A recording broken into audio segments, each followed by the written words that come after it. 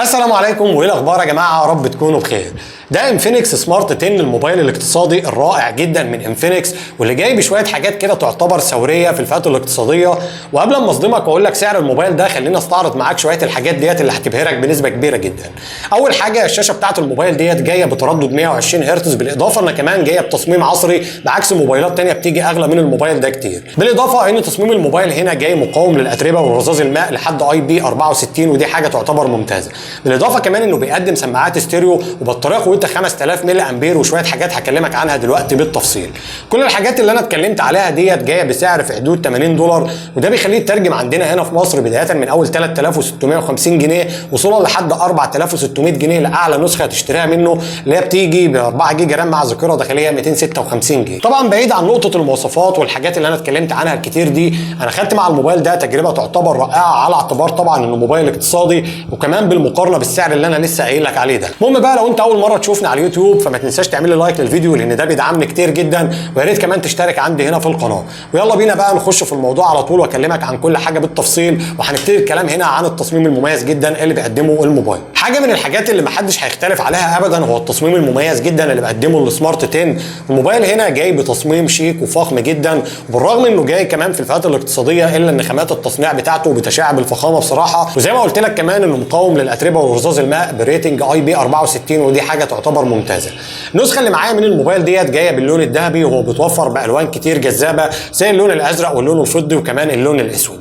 موبايل من اسفل كمان عندك فيه فتحه 3.5 مللي، بالاضافه لمنفذ الشحن عن طريق تايب سي، بالاضافه للسماعات الخارجيه، والكاميرات بتاعته كمان من الحاجات الشيك جدا على التصميم بتاعه، وجايه كمان ببروز يعتبر ممتاز جدا.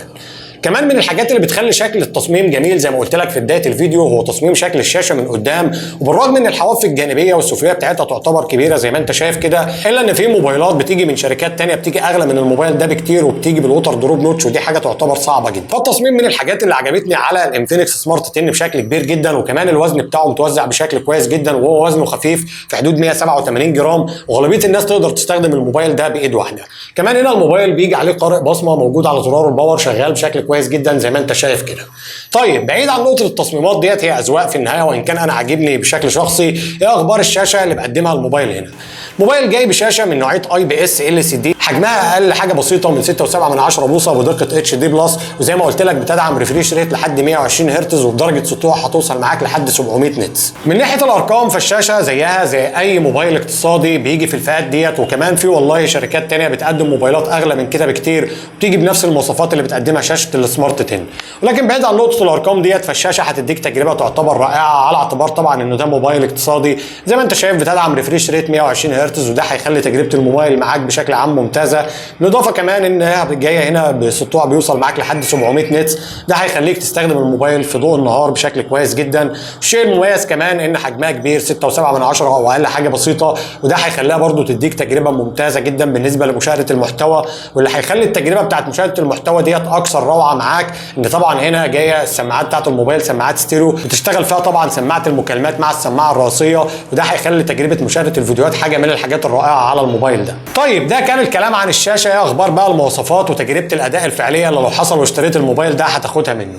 موبايل هنا جاي بمعالج من يونيسوك اللي هو التي 7250، بالاضافه انه بتوفر باكتر من اصدار ب 3 و4 جيجا رام مع ذاكره داخليه 64 و128 و256 جيجا. كمان هنا الموبايل نازل باندرويد 15 نسخه جو اديشن، بالاضافه كمان انه جاي باخر اصدار من واجهه انفينكس. المعالج الموجود على السمارت 10 دوت اللي جاي من يونيسوك التي 7250 ده انا جربته شخصيا على موبايلين في الفتره الاخيره، كانوا الريدمي A5 من شاومي والريلمي C71.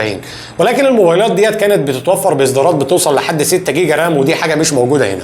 النسخه اللي معايا ديت هي نسخه 64 جيجا، دي النسخه اللي انا قررت ان انا اجيبها واعمل عنها المراجعه، لان انا حسيت ان غالبيه الناس ممكن تشتري الاصدار ده.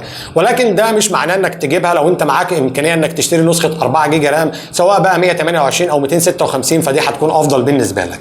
بالرغم من كده انا خدت مع الموبايل ده تجربه تعتبر مقبوله جدا، على اعتبار طبعا انه موبايل اقتصادي. نسخه الاندرويد المخففه ديت بالاضافه لل 120 هرتز بتوع شاشه الموبايل مع واجهه انفينكس الخفيفه ديت هيدوك تجربه تعتبر مقبوله جدا، زي ما قلت لك في استخدام مواقع التواصل الاجتماعي، فيسبوك، وانت بتتفرج على المحتوى، بتعمل مكالماتك، الشغل الاعتيادي اليومي ده. طبعا متوقع من الوقت للتاني الموبايل وانت بتستخدمه يحصل فيه زي لاج خفيف كده، او يعلق معاك بشكل بشكل بسيط، ودي حاجه متوقعه بالنسبه طبعا لفئه الموبايل السعريه، وبالنسبه كمان لتجربته في الالعاب فانت تقدر تلعب عليه كل الالعاب اللي انت عارفها زي بابجي وكول اوف ديوتي اسفلت 9، ولكن طبعا ما تنتظرش اداء قوي جدا من الموبايل ده، وبرضه هيحصل كده من وقت للتاني ان الالعاب ديت هتقطع معاك، ودي حاجه تعتبر متوقعه ومقبوله جدا. طيب الحاجه اللي بعد كده وهي الكاميرات اللي بيقدمها الموبايل، هو جاي هنا بكاميرتين، الكاميرا الرئيسيه جايه بدقه 8 ميجا بكسل بالاضافه لكاميرا السيلفي اللي جايه كمان بدقه 8 ميجا بكسل.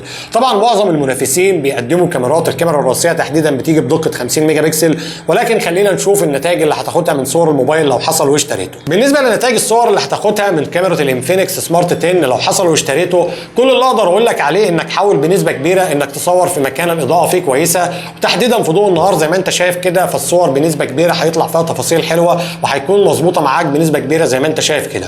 طبعا ما تنتظرش اداء استثنائي يعني من الكاميرات، يعني زي ما انت شايف كده احيانا بعض الصور بتجلي معاك، ولكن دي حاجه متوقعه طبعا بالنسبه للحجم الميجا بتاعه الموبايل هنا، وكمان بالنسبه لفئته السعريه. تقدر تقول ان نفس الكلام ده بالنسبه لكاميرا الموبايل الاماميه، فاحيانا هتطلع صور مظبوطه واحيانا تانية لا، ولكن في معظم الاحوال الصور كويسه. طول ما انت بتصور في اضاءات كويسه هتطلع صور شغاله معاك بشكل كويس. كمان هنا البورتريه شغال فيها بشكل ممتاز زي ما انت شايف كده، اشتغل عن طريق السوفت وير، ولكن في معظم الاحوال هيطلع معاك كويس زي ما قلت لك طول ما انت بتصور في اضاءات كويسه. بالنسبه بقى لبطاريه الموبايل، هو جاي هنا ببطاريه قوتها 5000 ملي امبير وبتدعم شاحن سريع لحد 15 واط، يعني ما يعتبرش شاحن سريع قوي ولكن هيفي بالغرض عند مستخدم الفئه دي. البطاريه كانت شغاله معايا بشكل كويس جدا. صحيح انا كنت بستخدم الموبايل بصراحه يعني تقدر تقول استخدام متوسط الى فوق المتوسط، ما حسيتش ان البطاريه من الحاجات اللي ممكن تكون سيئه عليه. الجانب العملي اللي هتاخده من الموبايل بقى في المكالمات في السماعات في الشبكات وما الى ذلك، برضه خدت مع الموبايل هنا تجربه عاديه زيه زي اي موبايل، ما حسيتش ان في حاجه ممكن يكون فيها مشكله. السنسورات عندك شغاله بشكل كويس، والجانب العملي على الموبايل ده يعتبر ممتاز. كمان عندك هنا سماعات ستيريو بتشتغل فيها سماعه المكالمات مع السماعه الرئيسيه، وبالنسبه لصوت سماعه المكالمات اثناء المكالمه حاجه تعتبر جميله جدا. طيب اخيرا بقى سعر الموبايل والحكم عليه، وهل انصحكم بشرائه ولا لا.